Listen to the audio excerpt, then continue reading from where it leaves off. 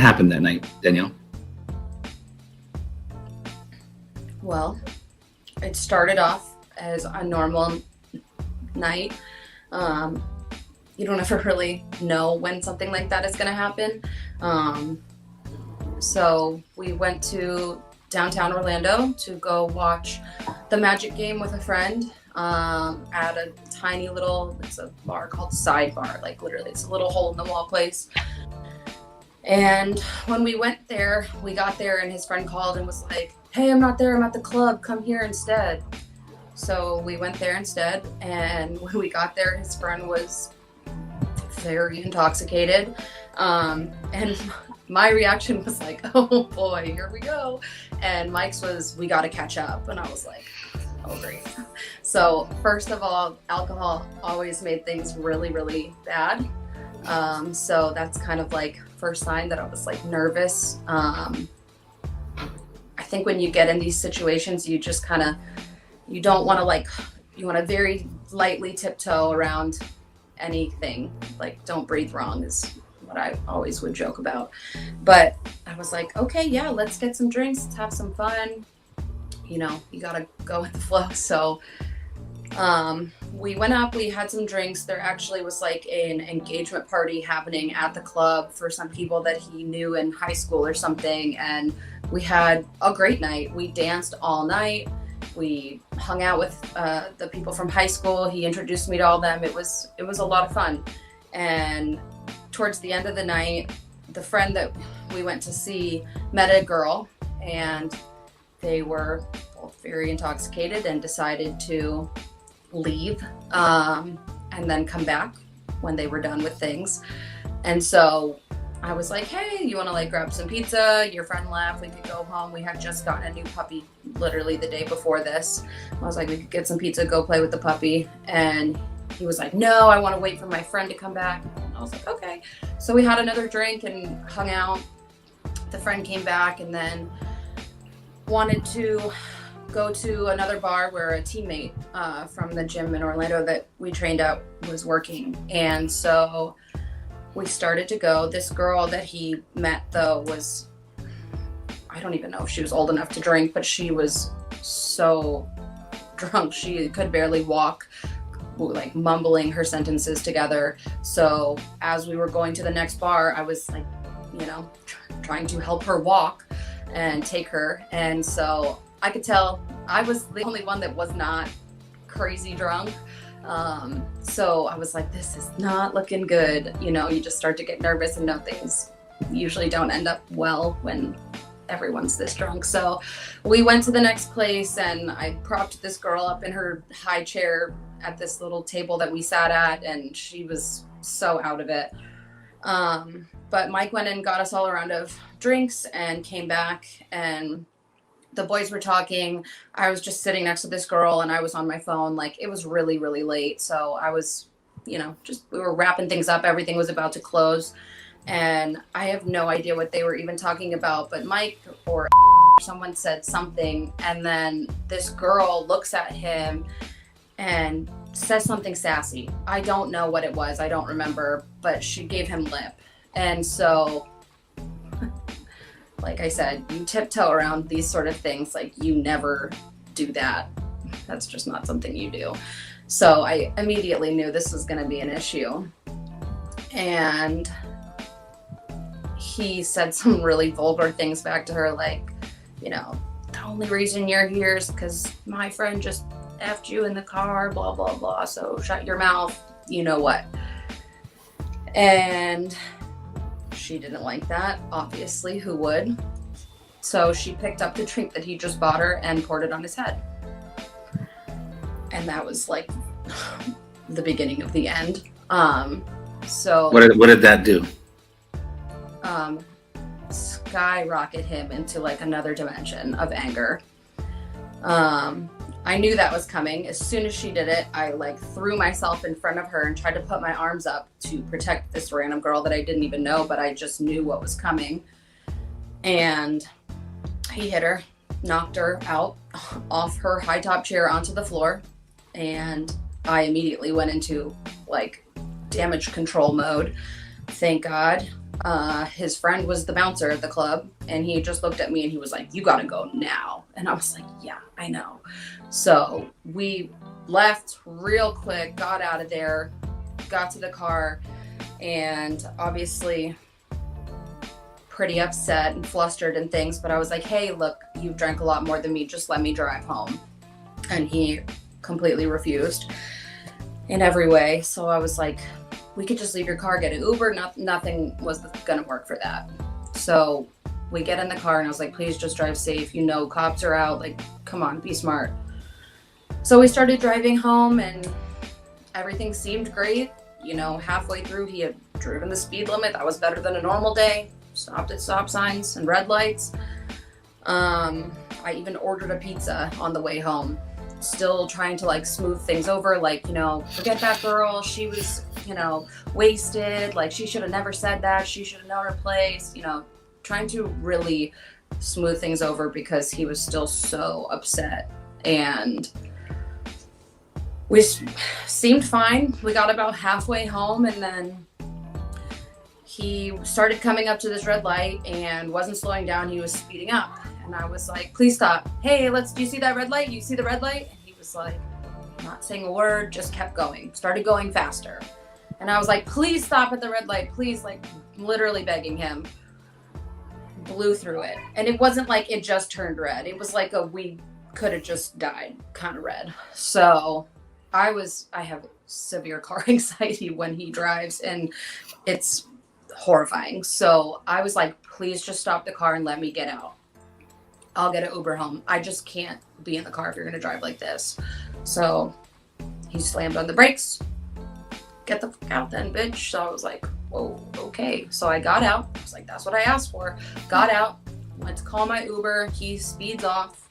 And like 2 minutes later, comes right back and speeds back. And is like, get in the car, you this and that. And I was like, I'm not going to get in the car unless you let me drive. Because I don't feel safe.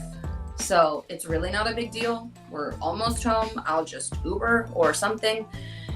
He starts screaming at me and I was like, I really don't want to get in the car at all in this point. So he was like, get in the car, blah, blah, blah. And I was like, I'm only getting in the car if I drive. So I walked towards the driver's seat because he kept insisting that I get in the car. So I was like, okay, then I'm driving. And as I went to try to get in, he grabbed me and threw me in the grass of this person's yard. I don't even know. We were in Winter Park on the brick road, like where all these mansions are. And I was like literally in someone's front yard. This is near Orlando, yes? Or in Orlando? In Orlando. Winter Park is just another city there. Yeah. And so he was yelling at me and on top of me, like faking like, I told you get in the car, and doing all kinds of stuff like this. And I was like, are you kidding me right now? We're literally in the middle of your car's in the middle of the road. We're in someone's driveway. What are you doing? Nothing was wrong. Like, just drive normal. And he is screaming, gets off me to get back in the car. So I walked around like I was going to get in the car, but did not because there was no way.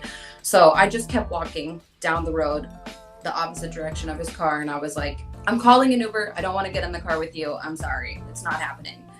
So he was furious, drives off.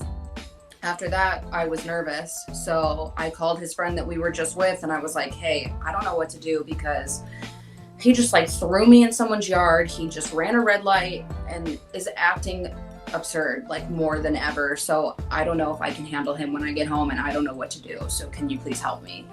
So the friend came and got me and we went straight to the house. We weren't far, so it was very quick. The pizza was there at the house. Everything was fine. Mike was already home. And when we walked in, he was so upset. So upset. He hadn't calmed down. No. His friend tried to calm him down and he just got even more mad and he was like, why are you here? Why did you pick up my wife and all this stuff? And I was like, because you're acting crazy and I don't know what's going on. And it wasn't like, you know, I know this sounds awful, but it wasn't like we had a fight, so he had a reason to be mad at me or something like that. It was this other girl that set him off and it was nothing to do with me at all. So the friend's trying to calm him down. It's not working. Honestly, it's just making it worse. And he seems more upset that he's there. So Mike went to go into the bathroom, and I told the friend, I was like, hey, I'm sorry. I guess you should just leave. I mean, he seems more upset than you're here. Maybe I can calm him down. I don't really know what else to do. So he left, and I went into the guest bathroom on the other side of the house. And when I was washing my hands, about to come out, I heard him yelling to me. And he was like, are you still here, bitch? Or did you leave with him? And I was like, oh, okay, here we go. So I came out of the room. I was like, hey, honey, I'm right here. Like, I was just going to the bathroom. I just came out. Like, everything's fine. Don't worry about it. You know, like, my mind got a little crazy, but it's okay. It was totally that girl's fault. Just like trying to really smooth things over. And that did not work. He ran straight at me like a football player, like to tackle me, sprinted across the house. And where we were standing was on tile. And I really did not want to get tackled into tile. So I ran to the carpeted living room. So I got there, and I was trying to like put some distance in between us, put anything in between us to like give some space to try to talk to him, to calm him down. And he was like playing cat and mouse with me, like running around objects, like literally just like horrifying, chasing me. We had a massage chair in the middle of the living room that's like one of those huge ones that's like electronic, very heavy, plugged into the wall. And I had put that in between us, and I was like, please calm down. I don't know why you're running at me. I don't know why you're upset with me. You know, this other girl was crazy. Like, forget about her. Let's just eat our pizza and play with the puppy. Like, don't worry about it. Don't be so upset. And he literally grabbed the chair and ripped it out of the wall and threw it across the room, like Hulk strength. Scary. And at that point I was like, okay, I see what's happening here. This is not going anywhere good. So I literally just put my back against the wall and curled up in the fetal position. And he had knee on belly and just ground and pounded me until he got tired. And I did a decent job of covering my face. I still had hematomas on the back of my head, my entire right side, from my entire arm, my legs, my ribs, everything were covered in bruises in the next few days. And he just got all of his anger out on me. And on the last punch, I think that's why he stopped, is we heard my rib crack. So he knew and sat back, and I think maybe it was like, oh. And I think he was also just tired of hitting me so much. So as soon as he sat back, I got up and I ran to the door. And he was still sitting there, like out of breath, like, and I was like, what are you doing? And he got up and sprinted at me again. So I ran out the door. I tried to close it behind me, and I just started screaming. I went straight to our neighbor's house.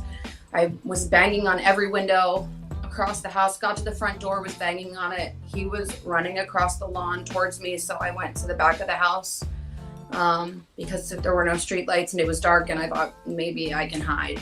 So I kept going back behind his house, and I guess our neighbor came out, and he was like, hey, what's going on? And Mike saw him and was like, hey man, sorry to bother you so late at night. You know, we just had an argument. Sorry to wake you up. And he was like, it's okay. And then I guess went back inside, and Mike went back to our house, and I was at the guy's back porch, and I was like banging on the window, like, please let me in. So he did, and I literally had nothing. I didn't have my phone. I didn't have my keys. I had nothing. So it's like, may I please use your phone? I just need to use your phone. I don't want to get you involved in this. I just need a phone, please. And he was like, okay. So he gave me his phone. I didn't know anybody's phone number by heart. Not that lived in Orlando anyway, that could help with anything. So I literally logged into Facebook, and I called his mom. I called his mom on Facebook Messenger, and she answered. And I was like, I'm at the neighbor's house to the right. I need you to come get me right now. And she already knew. So she came and she got me. Picked you up? Yep. She came and she was there really quick. She only lived like around the corner. It took maybe 10 minutes. So the neighbor, I pretty much just like tried to stay away from him. I was like, I just need to use your phone. And he was like, listen, if Mike comes in here, I can't protect you. And I was like, I don't expect you to. Like, I just need your phone. I get it. So his mom came. I went straight out to the car when she got there, got in, drove off really quick. I guess he was watching, saw that it was her car, and then got in his own car and followed us back to her house. So what happens when you guys get back to her house? I had told her what was going on and in the car on the way there, and she lived with his sister and the sister's husband and the 2 kids. And I was like, I don't know what's gonna happen, so I just need you to kind of like not like save me, like don't let him in, like I don't know what else to do. And so we got back to the house and we were like, you know, maybe he won't come, whatever, like maybe he'll just cool off or go back out or something, I don't know.